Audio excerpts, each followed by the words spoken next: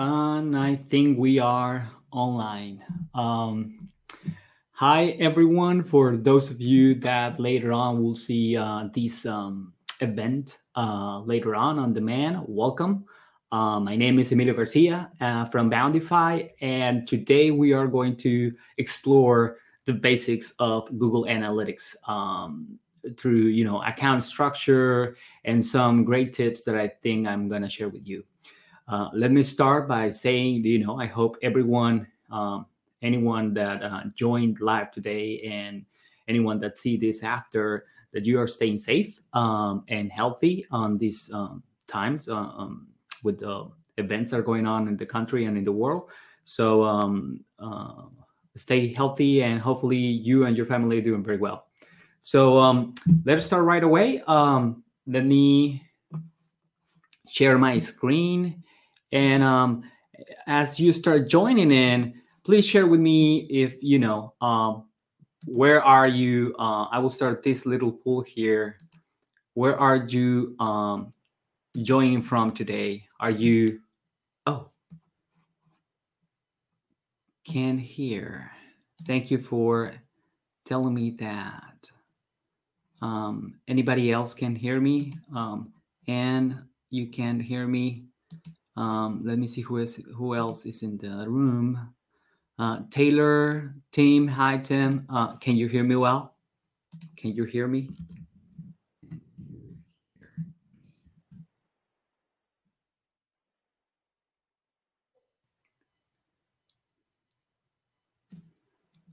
Okay, I'm asking there. However, I'm seeing someone is answering the poll here right away. Thank you for that. So you're coming from home, and okay, Taylor can hear me, Tim can hear me. Awesome. So there's no audio problem. Okay, you will refresh. Very well. So thank you again for joining, and let me share my screen right away so we can jump into the presentation. Very well. There you go. And I'm sharing my screen right now. And let me do it in a way that we don't have problem going back and forth for asking questions.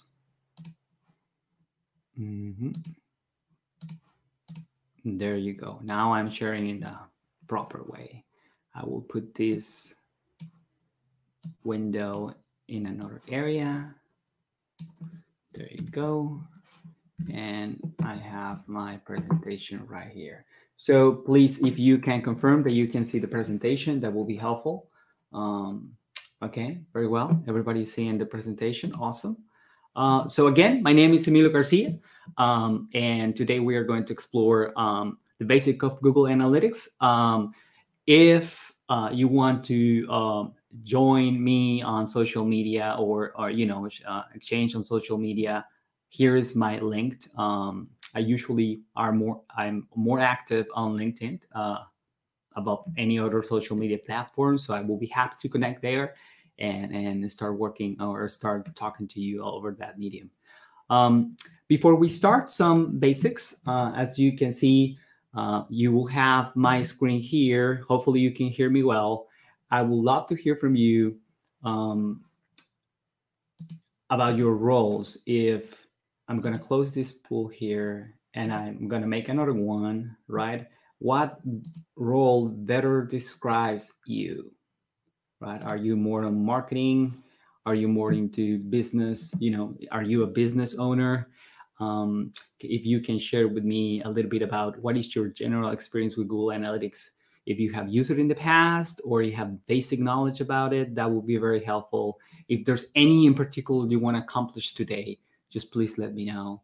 And I will try to focus over that as we roll by. All right. Very well. I think it's mostly marketing professionals. That's awesome. Very well. Let us start. This is the agenda. I will try to cover these main topics. I'm usually very ambitious with what I accomplish in any of these webinars or live events. But today I want to accomplish to help us understand how do you structure accounts, understanding how you set up and manage properties, views, and we will see later on what do we mean by that. An overview of goals and how you can use them to understand if whatever you're doing is helping you accomplish your business goals. And we will try to dive as fast as possible within the time frame that we have, that is mostly an hour, over the reports, the more important ones like acquisition, audience, behavior, and conversions. So it's a very ambitious agenda. And again, if you have any particular questions, please just put it on the chat, and I will try to answer them as quick as possible. Very well. So in account structure, these are the main topics that we are going to cover. We will cover very important topic, ownership of the account, something that some Google Analytics users sometimes are not aware of. How to properly use properties, views, if in the case you are not the owner of the property, how you can request transfer from the current owner if that's a possible scenario, and some wisdom about access. So those are going to be the main topics. And as you might expect, I'm going to let me take this here and put it on the presentation too. And we have it here. So please confirm with me again that you can see. Let me see if I can. Yeah. I think you should be seeing now my Google Analytics account, right? This is the one for Boundify, right? Very well. I will close this pool, and you should be seeing my account structure. So this is Google Analytics. In general, for all of you that are going to watching this later, it's a Google product that helps you understand how people behave, mostly on your website. It can be used mostly for websites, but it can also be used for applications, for apps on the marketplace, for iOS or for Android.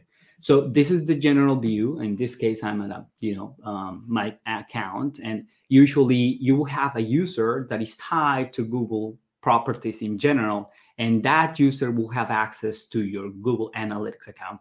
And that will be the first thing that you want to make sure that you understand, right? Just because you have a user in Google, it doesn't mean that you have access to accounts. And you can have access from one user to multiple accounts, not just one. So for example, digital marketing agencies like us, or companies or people that work at companies, they have multiple presence or different domains or websites, usually manage multiple accounts. And this is the general structure, right? You have an account can hold properties, right? And properties can hold views. And usually you have at least one of them when you create something new, right? The first time you create something, an account will be created that will have at least one property, that will have at least one view. All right. So at account level, there are very simple things that actually happen. An account is just pretty much a container. It's a holder. Usually the way that you use it is to hold an organization. Imagine, for example, you're a big company, and usually that company over one domain will have an account. That's the usual structure. And pretty much what happens is that at account level is usually where you define permissions, account access, right? So for example, here, there are some people from our team that have access, and you can define, the permissions that person will have. And you can define that at account level, at a property level, or view level, right? So someone can edit, collaborate, or just only read and manage users. The first big recommendation on this is you need to have in your organization at least 2 users. That will be the recommendation. And you can imagine why, right? If there's only one user to have access, then you run the risk of losing that access from that person because they stop working at the company, and then nobody else will be able to access that unless they can recover that user and recover that password, which is not ideal. So the first big recommendation is that you have at least 2 people having account access at that level. The other important recommendation, especially if you're working with agencies or other third-party members that are contributing to that, is that you want to make sure that you yourself have admin access to your own account, not just to your property, right? Because usually what you will see is the property, but not the account. So make sure that you have ownership of that. This is very especially important for very old properties, because in the past, a lot of agencies and providers usually will create a property for their clients on their own account. So the client itself has, property access. You can see it here, and they will be admin of the property, but the property do not belong to them, belong to the holder of the account. So let me show you an example of what I mean by that. If you look at here, you will see that I have access to multiple accounts, and each of those accounts represent a client or a customer in this case. So you want to have that, right? Instead of Boundify in this example, holding or owning all the properties from different companies, I, as a user, have access to those accounts. So that's one first thing that you want to make sure that you have access at that level. Now, on the property level have way more information, and I will just go very quickly over all of them. The first thing is, why will you have more than one property? The usual case is that you have more than one website, or you want to track different subdomains of a website. Examples are, imagine that you are Shopify, and Shopify usually, or if you go to Shopify, you will discover that you have Shopify.com, and you will have Shopify.s for the Spanish version of the website, and you will have, I don't know, maybe Shopify.com.mx for the Mexican version of the website, specifically for a country. In those scenarios, usually you want to have a property per presence or domain. So that will be the case, that you can have multiple properties living under one account. Another scenario might be if you have a subdomain. Like, imagine you have your website, but you also have a store, and that store is hosted on store.your domain name. So you probably are going to have a different property for those two. And the last example is when you want to create a new one, is that you want to create it for apps. Actually, you can see here in the examples, when you are going to create a new one, a new property, you will see, for example, that you can create a property for an app. And if you have two versions of it, probably you want to have different versions, different properties for each of them, and measure differently. So properties are used in that way, right? And once you have more than one, then you will be able to select the properties that you have at this level. And all right. And finally, views. Views are used to filter information. The best example that I can provide to imagine, again, let us go with Shopify, and Shopify probably will have an account, and within that account, you will have a property like Shopify.com. And inside that one, probably you want to segment traffic by country, maybe, or by region. And even when you can segment that information at property level, maybe you want to have a designated view where you always filter, for example, traffic that is only coming from certain countries, or traffic that is coming for certain referrals. And the view level will allow you to define that, will allow you to have different kinds of goals, different configuration for the channels. There's more customization and alerts that you can have. So usually the case for views are when you have different teams that maybe are looking at the same information on the property level, but they want to have their own view, which is different, right, in any other aspect. And we will see some examples of there. For example, in my case, I have only one account. I only have one property. I only have one view. But there is one example that I can share with you, which is called, it's the demo account that Google itself provide of their Google merchandise store. So you can see here that this demo account has one property, but it have more views like this test. Probably they're doing some test here, and they have something called raw data, which will be one without any filters. So they probably have the master where they have put some filters there, some changes. When they want to do new changes or test them, probably they test it on the test view. And if they want to finally put that on the final view, they put on master. This is a very common setup where you have raw, where you can see everything. You have an area where you test filtering, and you have one that is like the ongoing master view, the one that have all the filters you want to have. And you will see now why you might have that. All right. Is there any questions at this point? I think not. Very well. Okay, so I will add another poll here to ask you about this other question. Now that you see this comment, do you own your Google property? Do you know that is yours? Right, this is very important. Probably you will say, yes, I know my property is on my own account. You might say, oh, well, now that you're telling that, I think I don't own my property. And the other possible comment will be, I really don't know. So I invite you to figure it out, right? Again, if you don't have for your web properties access at the account level and you are not the admin of it, then you don't own your property, and you will need to take steps to make sure that that is yours. Recommendation here, obviously, if it's a trustworthy relationship, it shouldn't be any problem to ask for that person to give access to you at the admin level for the account.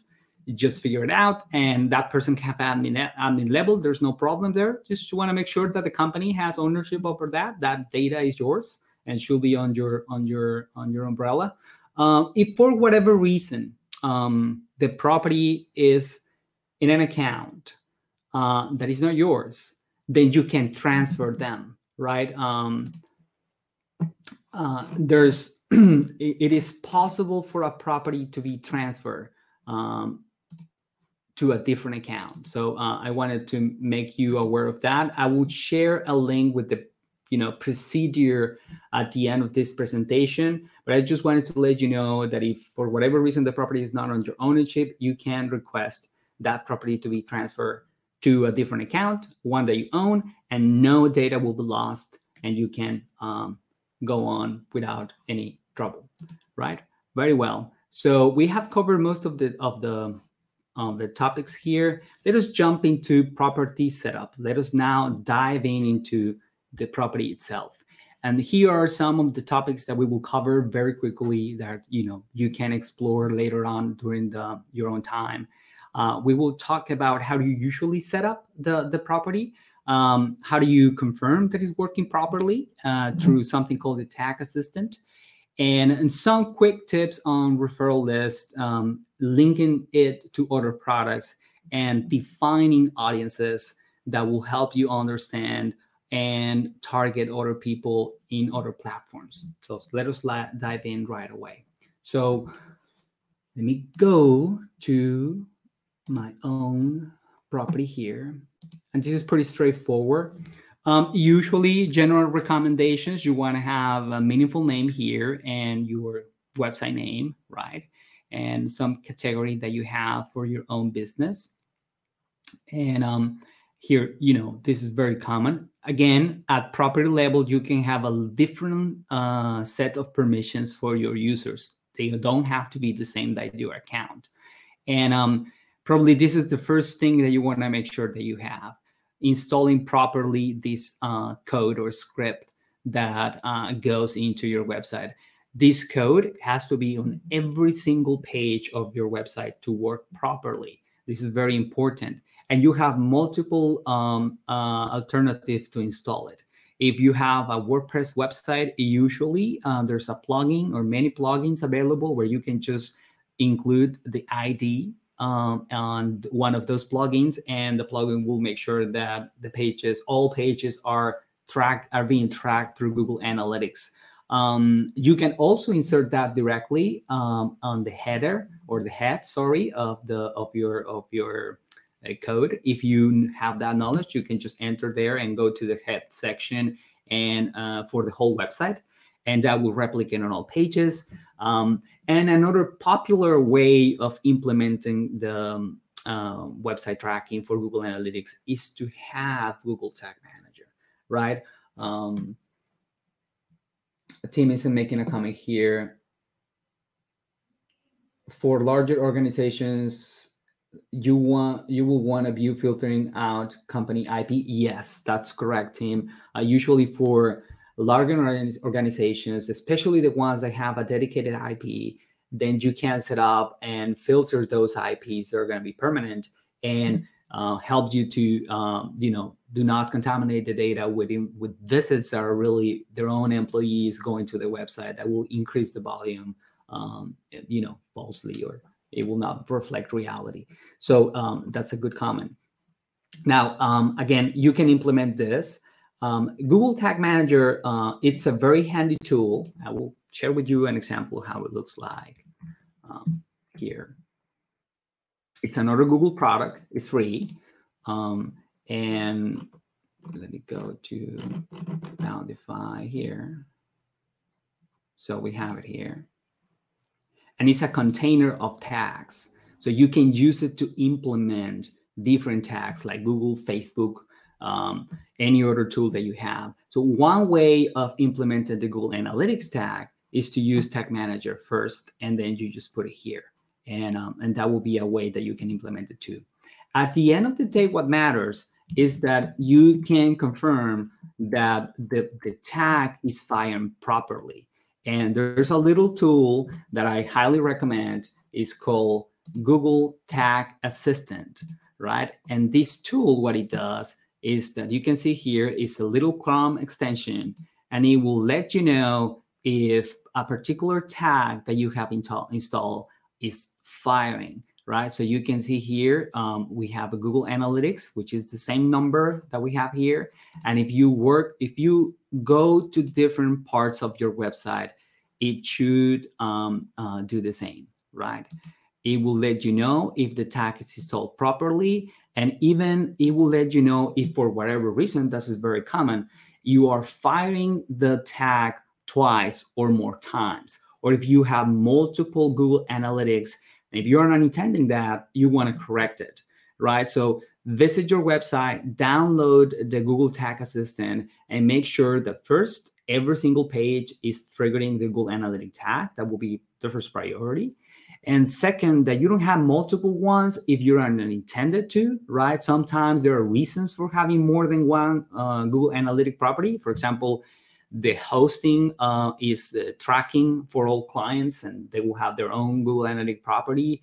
Or you might have different teams, right? Tracking in different ways with different properties. Usually, if all the teams are part of the same company, I would recommend having one property and multiple views instead of multiple properties, because you're just loading the system with more analytics and making it slower. And obviously, the last one will be that for whatever reason you are not triggering the same script twice or more times, which you will usually yield faulty results because the user will be counted twice every time that they visit any part of your website. So those are probably the things that you want to make sure that you cover when you review that on the install and tracking code. And there are many options here, but another thing that is really relevant to the property level is the referral exclusion list. So here are the things that you want to make sure that happens.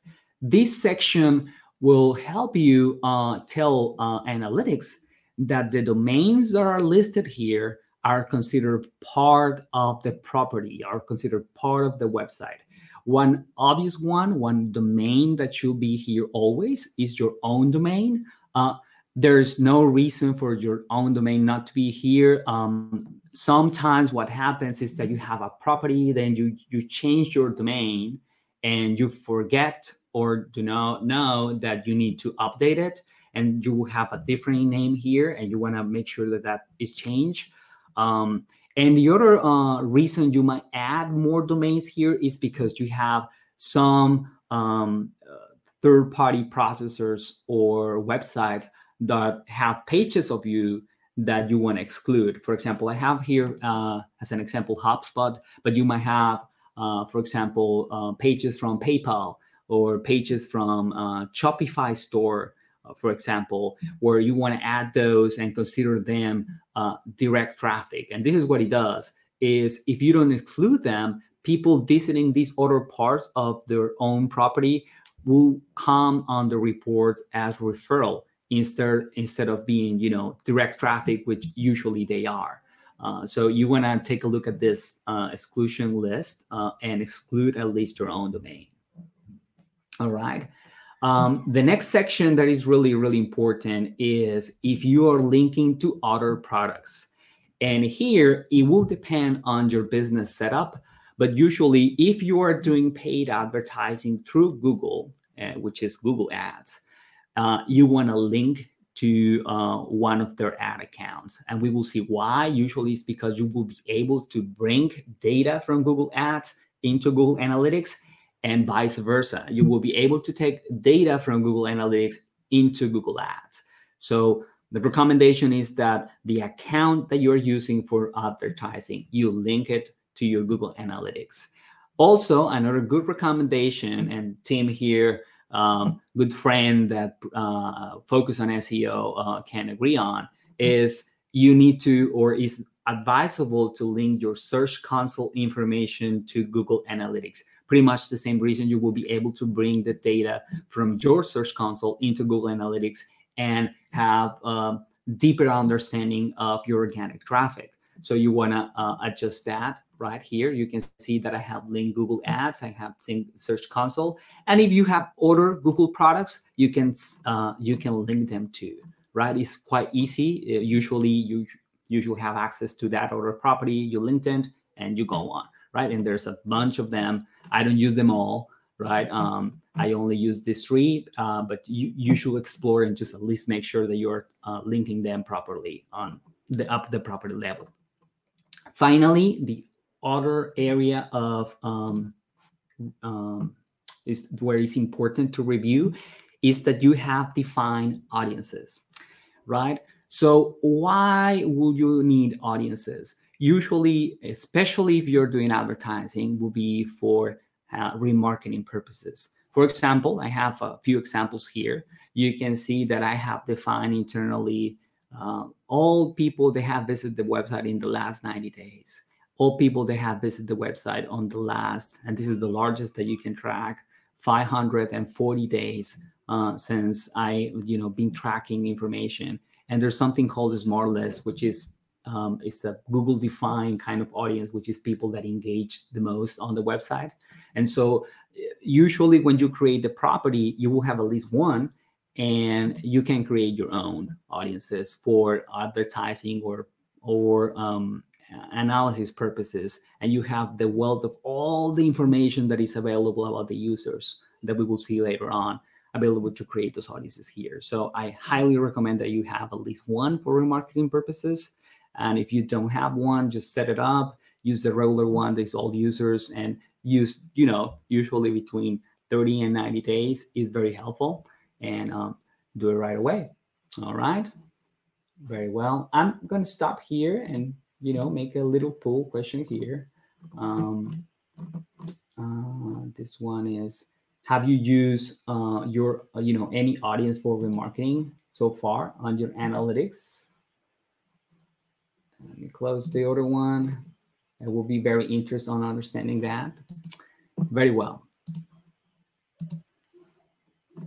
Now, the view setup. Here are some things that we will view on the view setup. Probably the most important ones are related to filtering bot traffic and defining filters in general, and making sure that the way that we group traffic into channels correspond to what you want to accomplish. So let us dive in right away. At view level, you have some of these settings, very similar to properties, but you can be more specific about, for example, the time zone of the reportings. This is a little bit of technical aspect of the analytics, but if after a while you look at the reports, you will discover there are some parameters from the URL. There are little things that happen after the usual URL extension that show up on the report. And if for whatever reason you want to exclude them, those special parameters or query parameters, you can list them all here. And that way you will have consolidated information instead of being spread out with all the queries that kind of like for the same page, it will look like that there are different pages when in reality is the same page. It's just that it has a different parameter. You want to exclude that, or if you intend to do so, you can do it here. For example, here I usually exclude parameters that come from HubSpot, marketing tool that we use. I don't want to have them there, and I exclude them too. You can control the currency, and this is the one that I was talking about. Is really important. There are a lot of bots and crawlers that visit your website, and they are not really users. So usually this is not set up by default. You want to exclude that traffic so you have a better view of the traffic that you have. And again, if you have that raw data view, you don't exclude it. You have all of it, all the IP addresses and all that. And in your master view, you will filter things like this, right? You will exclude for bots, you will exclude for IPs, and very similar situations. Again, at view level, you can, again, manage users, right? If you want to, for whatever reason, to have people access. One of the most important things that you can define at view level are goals. And we are going to dive right away in a few minutes into that. But usually on analytics, you want to have things that you want to accomplish for your website. Either people staying on the website for a certain time, or visiting a certain amount of pages, or visiting a specific page, like a landing page or a thank you page, and all those goals and the tracking you will define at view level, and you will have it here. The other very important thing, and I'm not using any filter, is that you can define filters. What are those? I'll put you an example, and we'll put a test here. And so you can filter things like, let us try to exclude something. Imagine, for example, like Tim was saying, you want to exclude traffic from certain IP addresses. And the reason being that those IP addresses are the addresses of the company. And all the traffic that comes from there is probably employees, not people from outside, and it will just inflate the metrics. So if you have the IP addresses here, you can set them up, and you will exclude all traffic from those IP addresses, right? So that will be one example. You can exclude visits from certain host name, meaning another website, for whatever reason. Maybe it's a spam host, or it's another website that is a part of the company. For whatever reason, you can exclude that. So you have some predefined values here, and you can use obviously equal, begin with, contain, whatever. And if you want to, you can be way more specific and use all the available criteria from analytics and exclude, for example, maybe I want to exclude all traffic from email, or I want to exclude traffic from a specific campaign or from a specific country. So you have all this information available, and you can be very, very specific on filters. All right. So that's one way that you can set it up here. Now, another big area of attention for you will be something called the channel grouping, right? And channel grouping is a fancy way of describing the categories of traffic that you can have. And this out of itself can be another session, but let us be very, very simple here. Usually analytics has already a predefined amount of channels, right? These ones called system defined is our criteria that analytics is already using to classify traffic, right? So it has direct, that is people that just typing on the website, your domain. The traffic coming from popular organic search engines like Google, Bing, Yahoo will be put on this bucket. Traffic coming from popular social media platforms like Facebook, LinkedIn will be put on this bucket, and so forth. So you have emails, affiliate, referrals, pay search, and all of that, right? A lot of them are already predefined, but you can define your own, right? And for example, this is one that we usually use, that you can see. We call it pay social. It's not predefined, and I'm obviously not obviously, but kind of like surprised that after these many years they haven't come up with one that comes from default. But the idea here is that we said, if traffic coming from the most, the platforms that we use the most for paid advertising, Facebook, Twitter, Instagram, LinkedIn, are coming with, the medium paid or CPC or PPC, we will classify that into a special bucket that we will call pay social, because it's not just like the regular social that you have from organic reach. So we have defined this special grouping here, and we will see it under the reports. If you want to have additional ones, like for example, you want to differentiate traffic that comes from presentations, that come from a special sponsor or website, you can create those categories here and take advantage of that on the reports. All right. And well, there are way many options that you have here. Again, most of them, and I will not dive into all of them, but most of them allow you to filter or classify better the traffic that you have at view level. Very well. Again, if you have any other questions, you just let me know. Let us dive into the next section. Let us go into goal settings. This is a very interesting topic. Again, at view level, you can define goals. And those goals will have usually 3 different criteria. They can be based on destination. They can be based on page being viewed or time on the website, and they can be based on events. And we will see the 3 of them and put some examples right there. So let us dive in. So we have goals. Remember, this is at view level, and I will go for some of its examples here. For example, let us go for the destination one. So at goal, you have different like templates. I don't usually use them. Let us just jump into this one. I use custom. And for example, in this scenario is, imagine that I have a page that I know represents a goal that I want to pursue. The usual case is, in my website, I have a form. And when a person fills that form, I send them to a thank you page. And when they visit that thank you page, I know that I got a new lead. Usually it's a new lead. And I want to make sure that I track that, so I understand if organic traffic or paid traffic is bringing me more of those conversions or those events that I want to track. So I will use a goal, the type being destination, and I will give it a name. For example, in this context, a person view a specific page. This is the page view for contact or let us talk. And on the goal details, because it's destination one, I'm using this regular expression is called. And pretty much what I'm saying here is, I want to consider a goal when someone visits any page that has the word contact or let us talk, right? These pages are this one. Let me show you here on the website.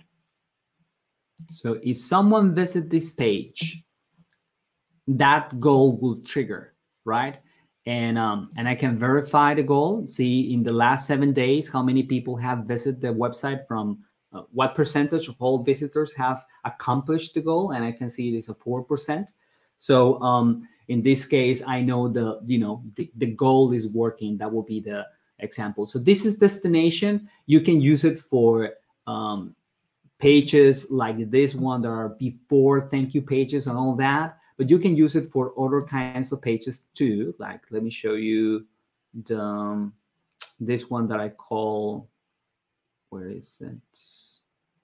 Marketing qualifying lead pages, phone call, form capture. Yes.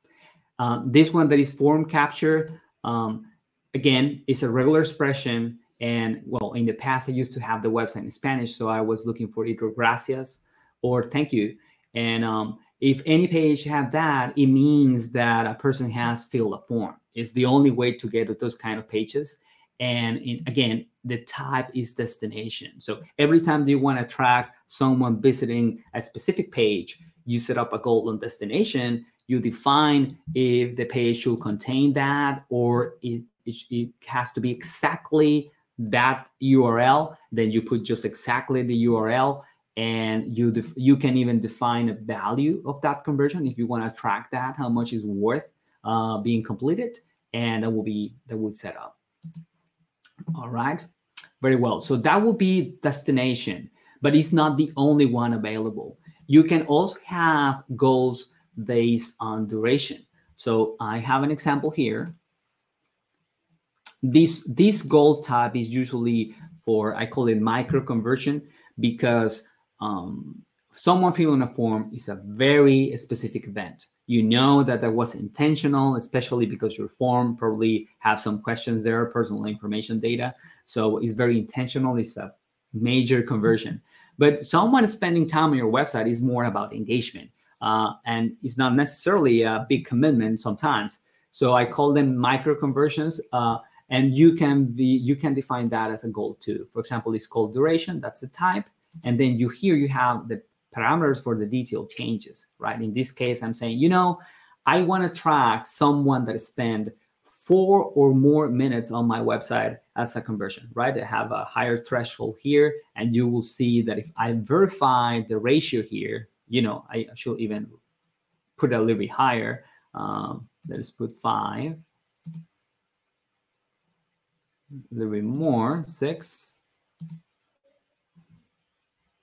7, 8.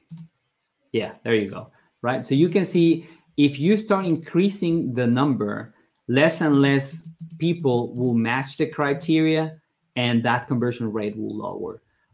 And you wanna have a hold on this to kind of like have a meaningful portion of the population, but at the same time, something that is not the whole thing. And to track it that way. So this is for duration if you want to track that micro conversion. And if you want to, you can track also people interacting with the pages, which is a different thing, right? Someone can be idle in one page for many, many minutes and doing anything. But if you want to track if they jump from page to page, which is usually, again, another sign of engagement, you can do so by pages, right? In this case, for example, I have 5 or more pages, and that's pretty much the same way that you define the same way. And you can see what percentage of the people visiting your website will consider the goal completed if you have this number. And as you increase it, that number will get smaller and smaller, right? And it depends on your goals, but I usually try to be closer to 5%. That will be like the goal. So I need to revisit this, as you can see. All right. So we have covered destination, we have covered pages, and we have covered time on the website. Now, what will happen if I want to track something different? Like, for example, someone clicking a certain portion of the website, or scrolling a certain percentage of the page, or watching a video. Those more nuanced kind of conversions are usually tracked through events, all right? And we will see some examples, but there's one that I can show you right away, right? It's very similar. From the tab, you should choose the last one, which is the event, and then you will define the information about the event that you want to track. This is usually accomplished through another tools. For example, for this one, for the phone call, we use a tool for tracking phone calls conversations or recording them.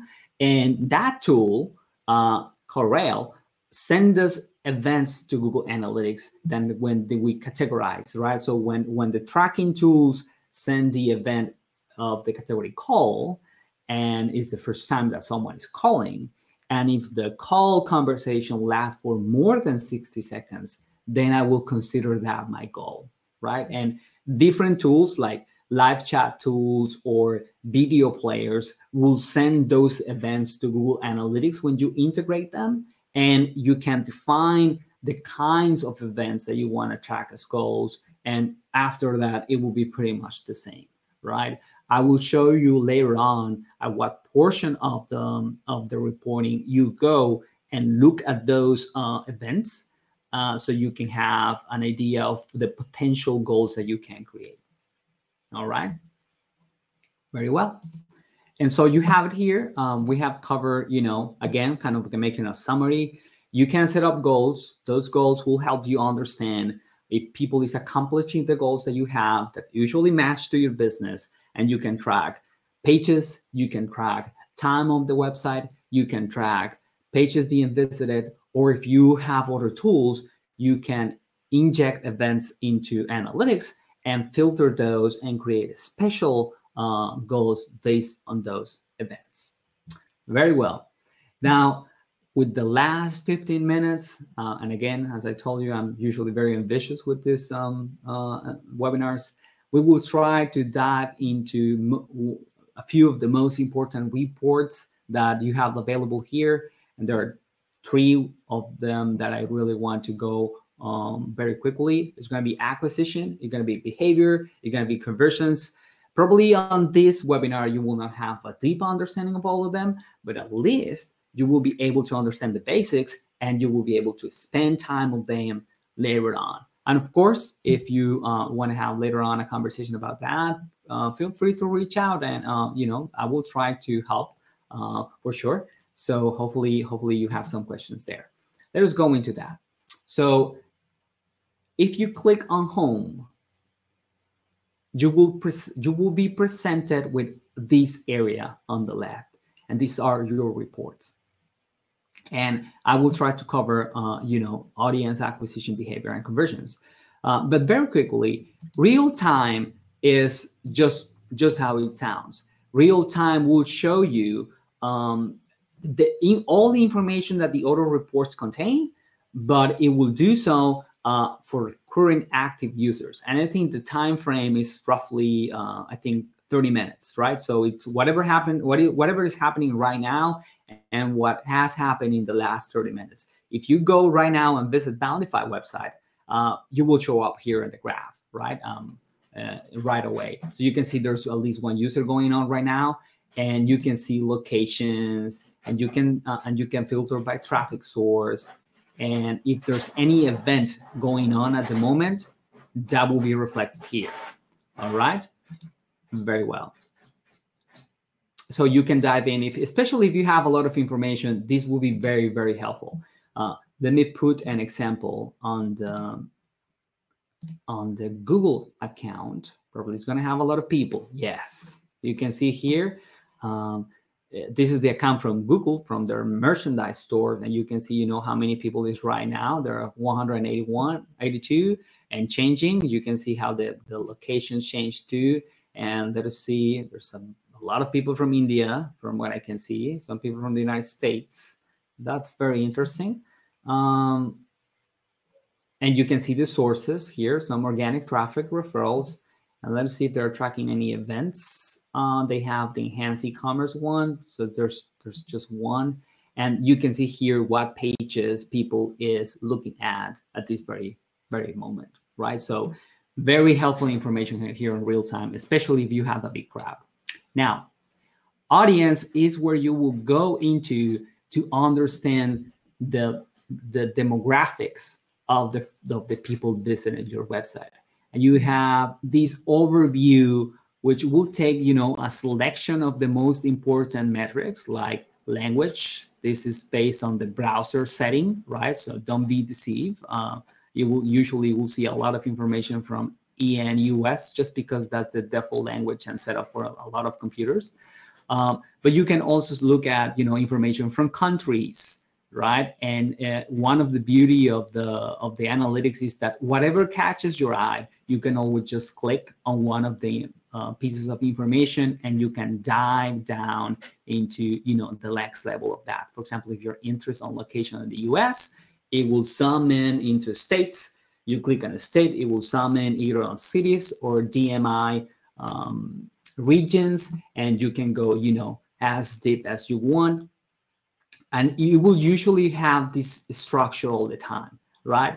It will show you the users, the amount of people they have in the specific time frame, which is usually 30 days, they have visited the website.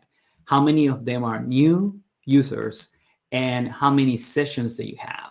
And this is something very important to understand. Pretty much the difference is that, at least for Google Analytics, users are considered the number of single people that visit the website from a specific device, and sessions are how many times or sessions they have had over that given time. For example, one person might have visited your website 3 times over the course of the last 30 days.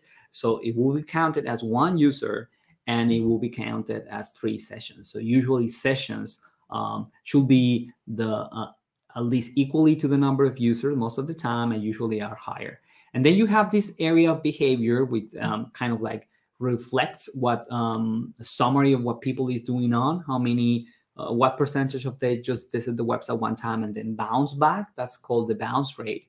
And how many pages in general they scroll or visit over one session, and how long the session lasts. So as you can see, those goals that we define are taken from, this information available here.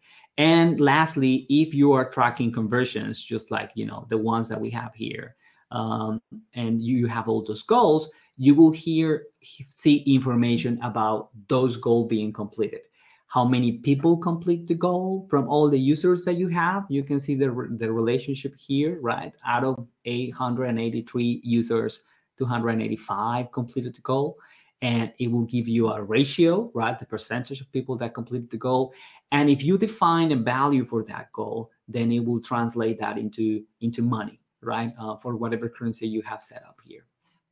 So this will be very standard. And what changes on the reports will be what you are looking, or the dimension that you're looking at the left side. Like, for example, here I'm looking at the city level, and if I click on the city, I will be able to see, more specific information if it's available. So audience will be for that demographics, right? And again, you will have access to the languages, the country, and the drill down of all that. You can have information about the kind of browser that they're using, right? They have this Chrome, which is usually the most popular one, the operating system, right? If it's Windows, Macintosh, even their internet service provider, if that is available. And if more specific information about mobile. Now, why would you need that info? Usually it's because, for example, on system and mobile, you want to know the mix of the visitors so you can optimize your website for those kind of visitors. Or if you're going to test something, you will know that the first area or the priority will be the browsers and the systems that people use the most, right? It will also give you a reference of the mix that you have between desktop and mobile users and so forth. There are more information that you can get about the people itself, right? When that info is available, right? You can see here the age brackets, right?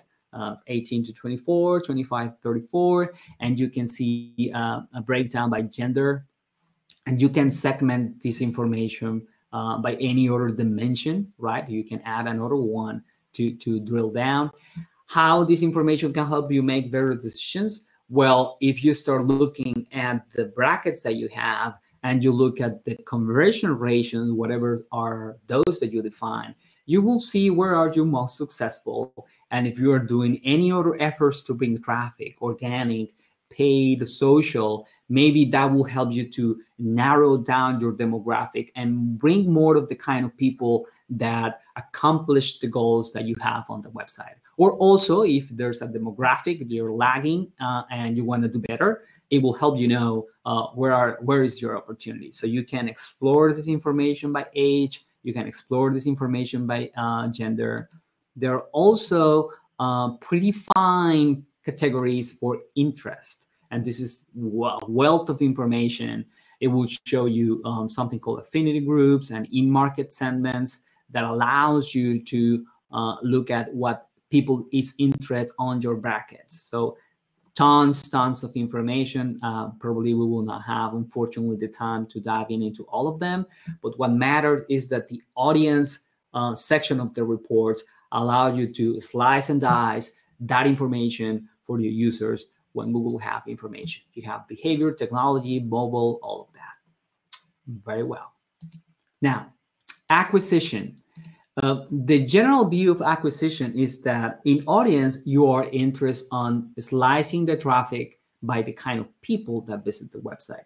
In acquisition, you are interested on slicing the traffic by the kind of channel or source that bring people to the website. It's a different approach because now you're looking at the sources of your traffic.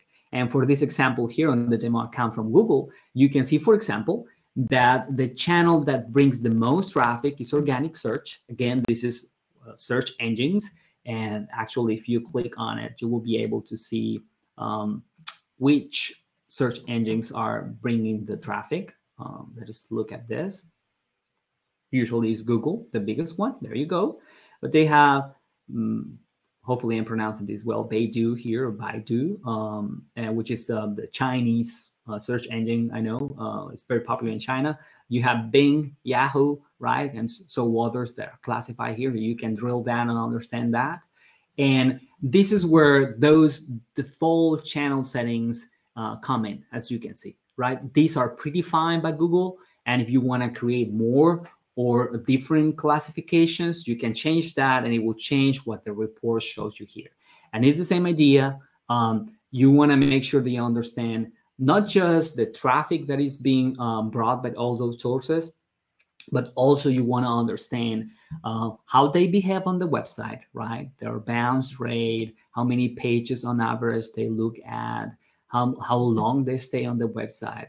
But also you want to understand the conversion rates of each of them, which are most successful at making people or bringing people that ultimately convert for the goals that you have predefined, right? So a quick analysis, for example, here will tell you that, at least from what I can see, the most successful channels that they have right now are referral and paid search. Even when they are not the ones that bring the most traffic, the percentage of conversions are higher. But in raw volume of conversions, organic takes the day, right? Just because of the sheer number of users that come to the website. So it will allow you to do those kind of exercises. And you can, as you can see, if you don't have goals, then you will have just half of the story. You will have just behavior and and the number of users and sessions, but not the goals that you have defined. And I'm not going to dive into here that deep today, but you can see if you connected your Google Ad account, if you integrated your Search Console account, and if you're having that information here, you will be able to bring that information from the analytics, right? Unfortunately, I don't think they have connected this one here. Oh, they have, right? So they have the campaigns, and you will be able to see the information from Google Ads. But more importantly, it will match the information from Google Analytics, which is quite awesome, right? So you have that. That's acquisition. Very well. We have less than 2 minutes, so I will try to be very quick here. Behavior will help you understand what the content itself, what pages people visit, the titles, the speed of the website, and the events. That's a very important one. So the easier one to understand is site content, and pretty much what it will do, it will show you what are the pages that are more popular. You can see here. So it will take just the portion of the URL that is after, the host name. That's the common behavior. And that's the reason it's very important to define the property at subdomain level, because that way you are not confused if this information is from, Shopify.com or Shopify.s. It will not make a difference unless you add the host. So usually you want to have that. And it will show you, per page that information. And you can look at the pages or the page title, or you can group them on different strategies. You can see what pages people is entering the website. Those are called landing pages. And you can see what pages is people going off the website. Those are the exit pages. If you are doing, if you are trying to improve the experience of the website in general, the site speed section will help you understand how long it takes for the pages to load, depending on the browser, depending on the country, depending on the page, and you can use that information to improve the experience of the users. If you have search available on your website, then you can start seeing here what people is actually searching, not on the search engines, on your website, right? So especially for e-commerce website, this might be helpful because it will help you understand what people is looking for, right? And finally, this is the one that I don't want to overlook. Here in the event section is where you will be able to see all the events that are being integrated with Google Analytics that you can use to create goals, right? So here, as you remember, we saw the category, the action, the label. So if you have these events, you can create the goals based on these parameters, right? Maybe you want the category enhance e-commerce, and you want to track the action add to cart or remove from cart as a goal, and then you will be able to do something about that. And the events that are being tracked on this time frame, this last 30 days, will show up here. All right.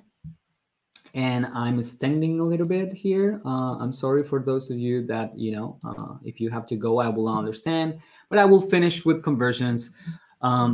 Generally, conversions will cover all the conversions or goals that you have defined, right? It will help you understand, for example, what are the sources and mediums that are bringing you the most conversions, right? So it's a different view. Probably the most important part of this section is something called multi-channel funnels. This will allow you, and I love this, to define or at least understand the contribution of all the channels to your conversions. Some people mistakenly think that, a channel is the only responsible or the sole responsible for a conversion, and that's usually not the case. People visit the website in different ways through different channels across time, and it sometimes takes a little bit of time and effort from different channels to actually get the goal that you want to accomplish. And this report will show you those interactions. For example, here you can see how direct, organic, and referral, all of them contributed, for example, for this specific section of the people to actually convert them. So you will be able to see on this section how these different channels interact between each other. You will be able to see something called the path of conversion. For example, someone might find the website organically first, and then it will visit again directly because they already know the URL address. And there's this interaction or path here. And some of them are quite simple. Some of them can be quite complex, right? You can see here, different combinations. You can see 3 or more channels going back and forth between the channels for someone to finally convert. And you will also be able to see how long does it take for someone to convert, right? It's usually very short, but you will have scenarios where the conversion takes more days or it takes more pages. That's another one that's quite popular, right? That people have to interact through many pages to finally get to the conversion. And so if eventually you have a very well-defined set of goals and you have multiple efforts on multiple channels, spending time on the conversion section of the reports will be quite helpful. Very well. I apologize for those of you that I, extended a little bit here, and hopefully I didn't went too fast for you guys. This will be again an introductory effort. Hopefully later on I will create specific webinars for specific sections because I can see that it's a lot of information. I hope you find this useful. Thank you for your time. Stay safe, stay healthy, and see you on the next webinar. Have a great day.